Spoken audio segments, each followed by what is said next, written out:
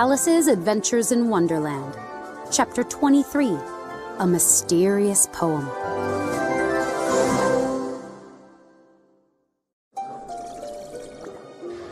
You can't ask the jury for a verdict, the White Rabbit explained to the king. There's more evidence to come. The White Rabbit bent over and picked up a folded piece of paper. See, this item has just been found on the floor. The Queen leaned forward to get a better look. What is it? I haven't opened it yet, the White Rabbit said. Perhaps it's a letter written by the knave to somebody. Unless it was written to nobody, the king said. Although that would be most unusual. All the jurors nodded in agreement. To whom is it addressed? One juror asked. It's not addressed to anyone. The White Rabbit unfolded the paper as he spoke. In fact, there's nothing written on the outside. Oh, it isn't a letter after all. It's a poem. Is it written in the prisoner's handwriting? Another juror asked. No, it's not, and I find that very strange, the White Rabbit said. The knave must have imitated someone else's handwriting, the king said. The knave sighed. I didn't write the poem, Your Majesty, and no one can prove that I did. Is there a name signed at the end of the poem? After carefully reading the poem, the White Rabbit shook his head. No, there's no name anywhere. But the king was not satisfied. He spoke to the knave. You didn't sign the poem, which only makes things worse. You were obviously up to some mischief. Otherwise, you would have signed your name like an honest man.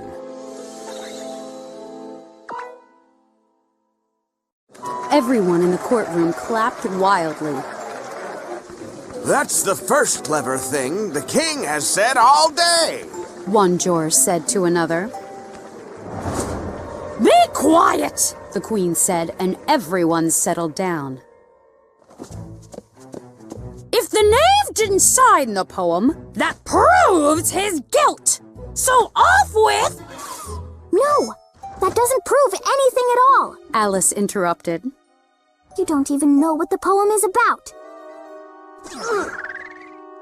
Read the poem, the king commanded the White Rabbit. Where shall I begin, Your Majesty? Begin at the beginning, the king said. And keep reading aloud until you get to the end. And that is exactly what the White Rabbit did. There was dead silence in the courtroom as he read the poem. This is the most ridiculous poem I've ever heard, Alice thought. It makes no sense at all. But the king had another opinion. This is the most important evidence we've heard all day. He rubbed his hands together. Now the jury must decide. If any of them can explain it, I'll give them some money, Alice said. I don't think that poem means anything. She had grown so large that she wasn't afraid to interrupt the king. The king ignored her. Jury, what is your verdict? He said for about the 20th time. No! The Queen said. Tell us the prison sentence first, then the verdict. That's absurd, Alice said loudly. No one gives the prison sentence first. What if the jury finds the knave not guilty? Then there wouldn't even be a sentence. Be quiet! The Queen said, turning purple with rage. I won't, Alice said. Off with her head! The Queen shouted at the top of her lungs. Nobody moved. Who cares what you think? Alice said. By this time, she had grown back to her full size. You're nothing but a pack of cards! And at this, the whole pack rose into the air and flew at Alice.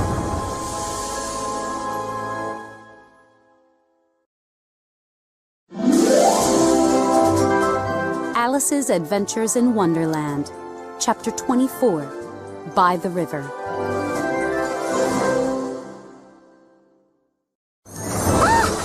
Alice shrieked with fear and anger as the pack of cards attacked her. Stop that, you nasty things! Leave me alone! Leave me alone! And then she woke up. Alice opened her eyes and found that she was lying by the river. Her head was in her older sister's lap. Charlotte was gently brushing away some leaves that had fallen onto Alice's face. Oh, so it wasn't cards after all, Alice said slowly. What are you talking about? Charlotte asked. She put down her book and stared at Alice. You had a nice long nap this afternoon. I had the strangest dream.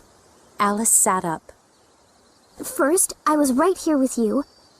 Then a rabbit ran by, checking his watch and worrying that he was late. I jumped up and followed him down his rabbit hole. Charlotte laughed. A talking rabbit with a watch? Oh, Alice, you have a marvelous imagination. The rabbit was wearing a colorful vest, and falling down the rabbit hole was only the beginning of my adventures. Alice went on to tell Charlotte everything she could remember. She had met so many odd creatures. The mouse, the caterpillar, the Cheshire cat. There was a queen who was always angry. Alice said. If anyone did the slightest thing wrong, she shouted, "Off with his head!" She even shouted, "Off with her head!" at me. What did you do wrong? Charlotte asked. I don't remember exactly. Alice laughed.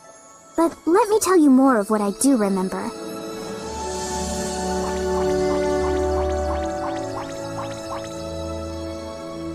Alice finished her story. That was a very strange dream, Charlotte said. I'm glad you didn't really fall down that rabbit hole. But now it's time for you to run inside and have your tea. It's getting late, so off you go. Alice got up and ran off, thinking about her amazing dream all the way home.